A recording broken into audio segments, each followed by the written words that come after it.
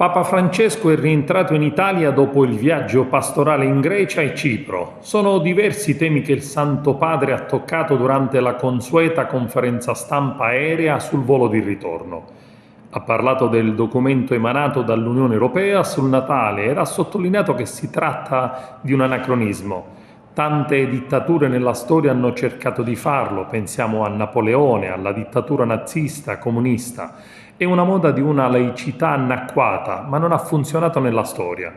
L'Unione Europea deve prendere in mano gli ideali dei grandi padri fondatori che erano ideali di unità e l'Europa deve stare attenta a non fare delle colonizzazioni ideologiche. Questo potrebbe arrivare a dividere paesi, a far fallire l'Unione Europea, che deve rispettare ogni paese e non uniformare. Ogni paese, ha detto Papa Francesco, ha la propria peculiarità, ogni paese è aperto agli altri, per questo motivo quello del Natale è un anacronismo. Ha poi risposto ad un'altra domanda sulla migrazione che non riguarda solamente il Mediterraneo, ma anche i paesi dell'Est, come la Polonia, Russia e i fili spinati. Ora è di moda fare muri o fili spinati per impedire l'accesso, ha detto ai cronisti il Santo Padre. La prima cosa che io direi a questi è: pensa al tempo in cui tu eri migrante e non ti lasciavano entrare. Eri tu che volevi scappare dalla tua terra e adesso sei tu a volere costruire dei muri. Chi costruisce muri perde il senso della storia. Coloro che costruiscono dei muri hanno questa esperienza, almeno una gran parte, quella di essere stati schiavi. I migranti vanno invece accolti, accompagnati, promossi e integrati. Se un governo non può accogliere oltre un certo numero, deve entrare in dialogo con altri paesi. Per questo è importante l'Unione Europea, perché può fare l'armonia fra tutti i governi per la distribuzione dei migranti. Pensiamo a Cipro, alla Grecia o anche a Lampedusa e quindi alla Sicilia. Ad Atene sono stato in un collegio e ho detto al traduttore: ma qui c'è una Macedonia di culture. Ho usato un'espressione domestica. Lui mi ha risposto: questo è il futuro della Grecia, Santo Padre, crescere nell'integrazione.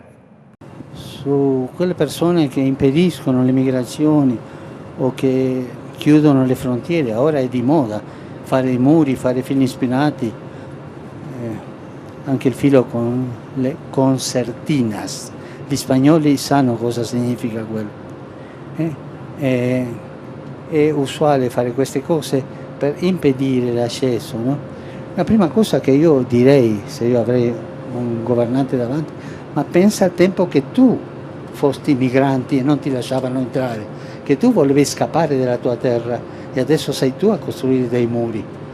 Questo fa bene, perché chi costruisce dei muri perde il senso della storia, della propria storia, di quando era schiavo di un altro paese.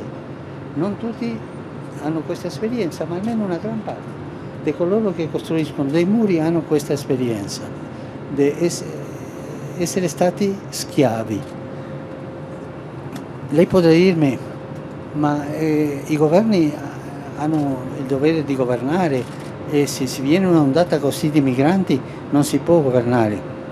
Io dirò questo: ogni governo deve dire chiaramente: io posso ricevere tanti, perché i governanti sanno quanto sono capaci di ricevere, è il loro diritto, questo è vero. Ma i migranti vanno accolti, accompagnati, promossi e integrati. Se un governo non può fare questo, deve entrare in dialogo con gli altri e che si prendano cura gli altri, ognuno. E questo è importante l'Unione Europea, perché questa è l'Unione Europea è capace di fare l'armonia fra tutti i governi per la distribuzione dei migranti. Però pensa tu a Cipro, pensa alla Grecia, pensa a Lampedusa, pensa alla Sicilia. Ti vengono i migranti e non c'è un'armonia fra tutti gli migranti, fra tutti i paesi dell'Unione Europea per mandare questi qui, questi là, questi là. Manca questa armonia generale.